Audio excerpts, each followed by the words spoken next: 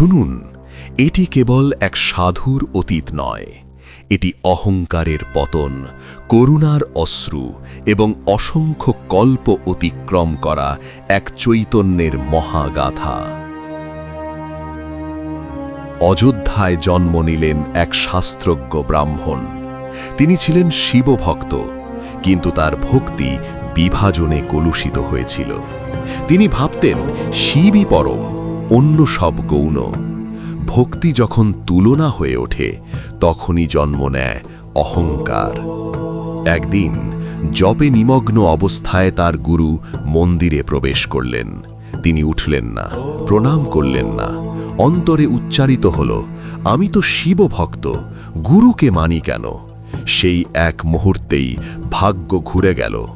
মন্দির কেঁপে উঠল। প্রকাশিত হলেন স্বয়ং মহাদেব। বজ্র সমকণ্ঠে ঘোষণা, অহংকারে অন্ধ তুমি, সহস্র জন্ম নিম্ন যোনিতে ভ্রমণ করবে। কিন্তু গুরু কাঁদলেন, প্রার্থনা করলেন, প্রভু তাকে শিক্ষা দিন, বিনাশ নয়। সাপ রইল, কিন্তু তার অন্তরে রোপিত হল মুক্তির বীজ। জন্ম থেকে জন্মে, যোনি থেকে যোনিতে, মানুষ, পশু, পাখি, অবশেষে এক কাক রূপে তাঁর পুনর্জন্ম। স্মৃতির ক্ষীণ আলো তাকে এগিয়ে চলল।